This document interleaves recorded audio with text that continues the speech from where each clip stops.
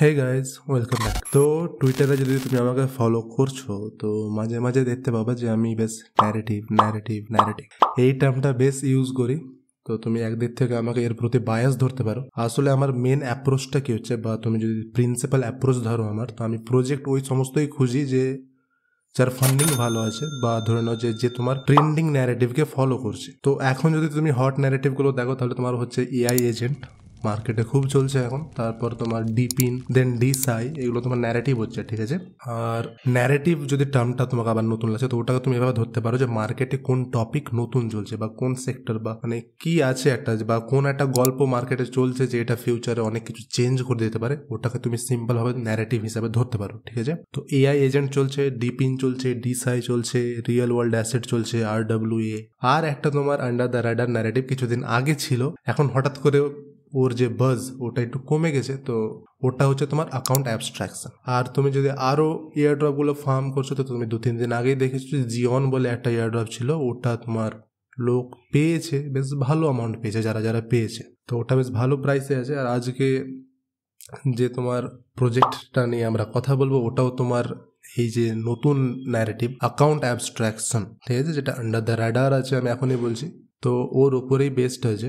আর project বহুত পুরানা, মানে 2022 থেকে চলছে, বাট খুব একটা করতে পারিনি অলরেডি। আমি দেখো, এই প্রজেক্টের জন্য ভিডিও বানানোর কোনো ইচ্ছা ছিল না আমার, বাট আমি বানাচ্ছি যেহেতু কেউ বানাচ্ছে না। আর রিওয়ার্ড বুল মোটামুটি তোমার 2.8 মিলিয়নের মতো আছে, কনফার্মড এয়ার ড্রপ আছে, তো ট্রাই করতেই পারি।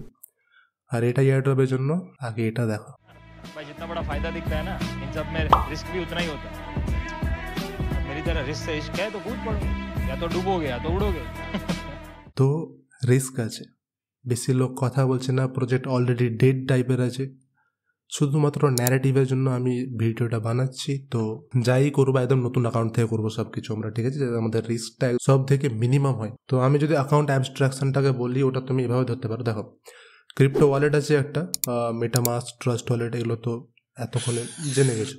তো এটা তোমার ক্রিপ্টো ওয়ালেট হয়ে গেল। একে আমি ধরে নিলাম যে জেনারেশন 1 ওয়ালেট, ঠিক আছে। তো এখানে ধরুন যে ফিচার আমার কাছে আছে, ধরো আমি কাউকে ক্রিপ্টো সেন্ড করবো, কারো কাছ থেকে ক্রিপ্টো রিসিভ করব। এবার এখন ওরাও নিজের মধ্যে কিন্তু যে সোয়াপ ফিচার আছে, এক্সচেঞ্জ ফিচার আছে, ওটাও অফার করছে, কিন্তু শুরুয়াতি দিনে, মানে কয়েক বছর আগে যখন তোমার ক্রিপ্টো মেন স্ট্রিম হতে লেগেছিল বা মেন স্ট্রিম ছিল না, তখন ওয়ালেট দিয়ে শুধুমাত্র ধরে না যে সেন্ড আর রিসিভের কাজটাই হচ্ছিল।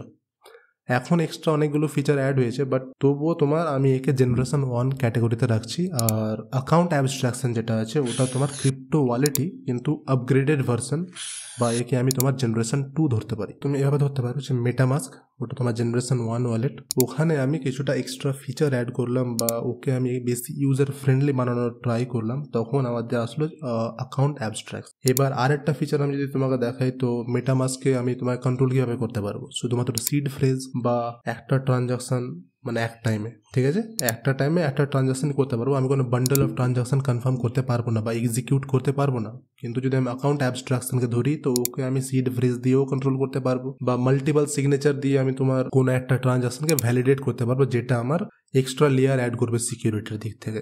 বা অ্যাকাউন্ট ধরো যে আমার সিড ফ্রেজ হারিয়ে গেল, তো মেটামাস্ক গেল, আমি ধরো সিড ফ্রেজ হারিয়ে দিলাম, তো মেটামাস্কে অ্যাক্সেস করার কোনো অপশন নেই। বা আর যে রেগুলার বা ট্রেডিশনাল ওয়ালেটগুলো আছে, কিন্তু অ্যাকাউন্ট অ্যাবস্ট্রাকশনের ক্ষেত্রে কী হবে যে আমি এখানে ধরে না যে কিছু ট্রাস্টেড পার্টি বা আমার বন্ধু বান্ধবকে অ্যাড করতে পারবো, যে যারা আমার অ্যাকাউন্ট রিকভারিতে হেল্প করবে। যেমনটা তোমার জিমেলের সাথে হচ্ছে, যে জিমেলের ধরে না যে পাসওয়ার্ড তুমি ভুলে গেলা, তো ওখানে আমাদের রিকভারি ইমেল, মানে অন্য একটা ইমেল অ্যাড করার বা রিকভারি ফোন নাম্বার অ্যাড করার অপশন থাকে। সেম অ্যাকাউন্ট অ্যাবস্ট্রাকশন ওয়ালেটগুলো তো সেম হবে, যে আমি অলরেডি কাউকে অ্যাড করতে পারবো যে আমার যে মেন অ্যাকাউন্ট আছে ওকে রিস্টোর করতে বা রিকভার করতে হেল্প করবে। তো এইটুকু বেসিক ছিল। তো ন্যারেটিভ খুব সুন্দর আছে, কিন্তু প্রজেক্ট অলরেডি ডেড আছে, মানে ডেড বলাটা ভুল হবে, খুবই লো হাইপড আছে, মানে কেউ ধর না যে কথাই বলছে না ওইরকম টাইপের। আমি তোমাকে প্রথমে আগে দেখিয়ে দিচ্ছি যে বেসিকগুলো কী কী আছে। তো প্রজেক্ট তোমার হয়ে যাবে এম্বায়ার ওয়ালেট।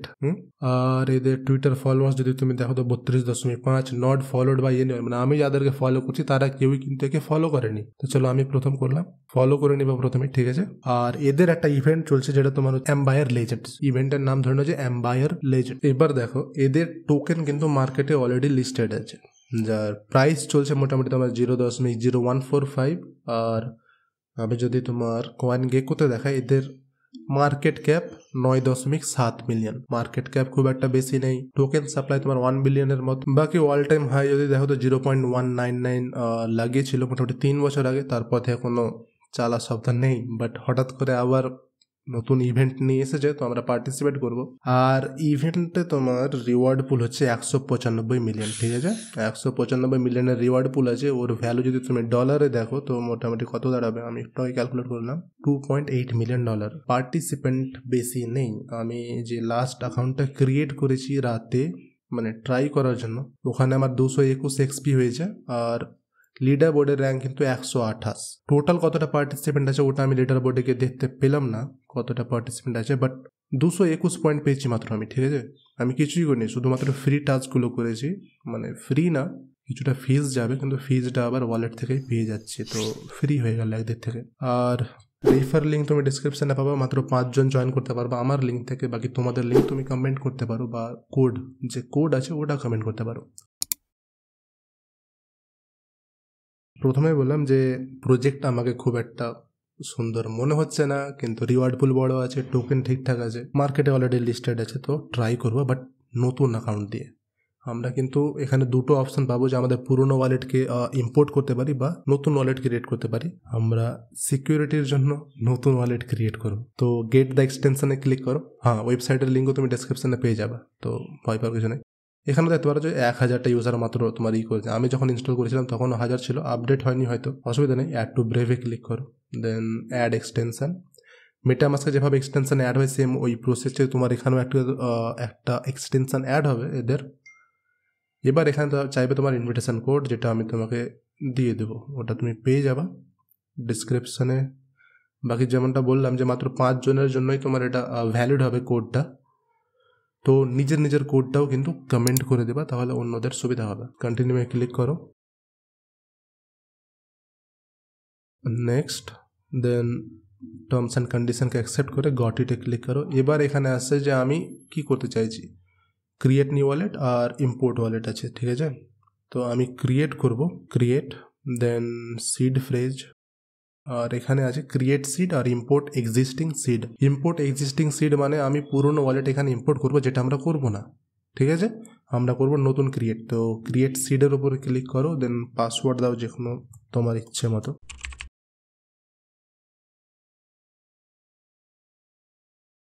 কন্টিনিউ, দেন বক্সগুলোকে আমি করব টিক। রিভিউ সিড ফ্রেজ, 12টা ওয়ার্ড আমি পেলাম। 12টা ওয়ার্ডকে আমি ধরে নেওয়া যে কোথাও স্টোর করব। আর স্টোর কোথায় করব?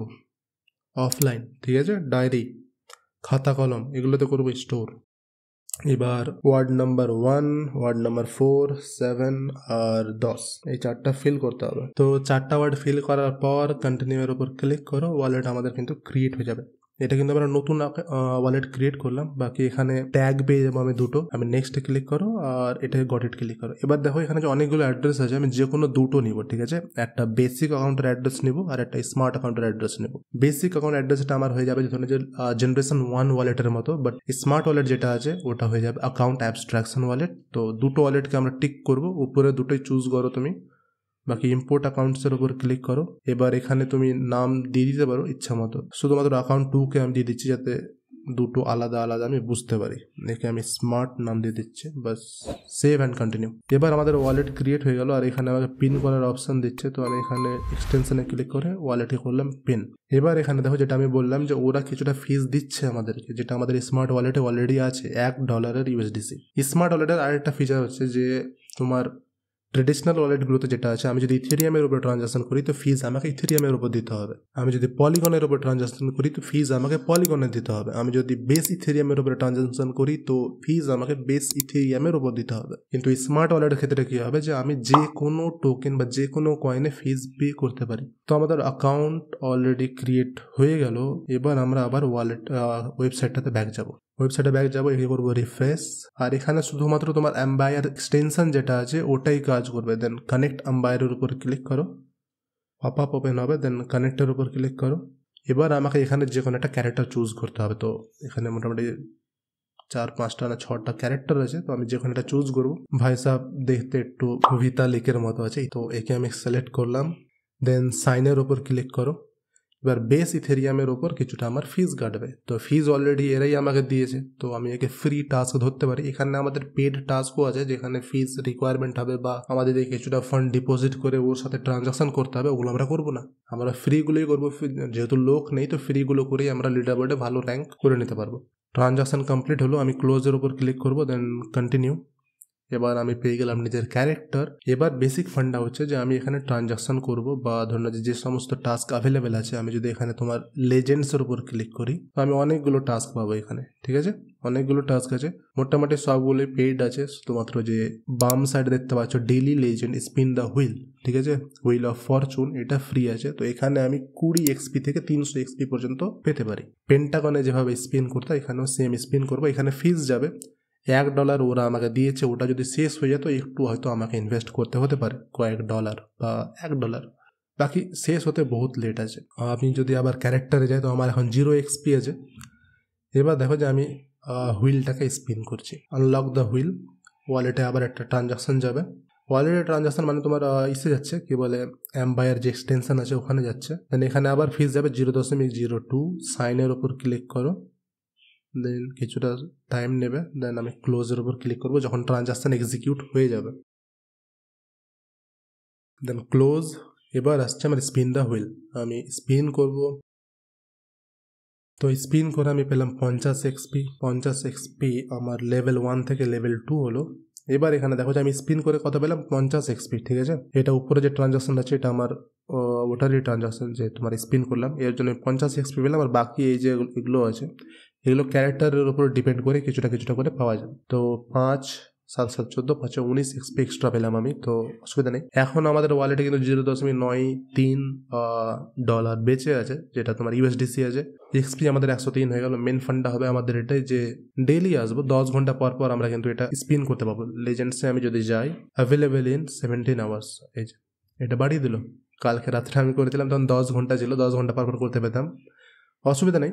ডেইলি একবার করে স্পিন করবা, কিছুটা এক্সপি পাবা, ক্যারেক্টারের লেভেল ইনক্রিজ হবে। ক্যারেক্টারের লেভেল যত ইনক্রিজ হবে রিওয়ার্ডের পরিমাণ ওই হিসাবেই ডিস্ট্রিবিউট হবে। তো এখনকার মতো এইটুকু। এখানে আরেকটা আমি কোড পেয়ে গেলাম, তো দুটো কোডই আমি দিয়ে দেবো, যে কোনো একটা ইউজ করতে পারো। বাকি এই ছিল।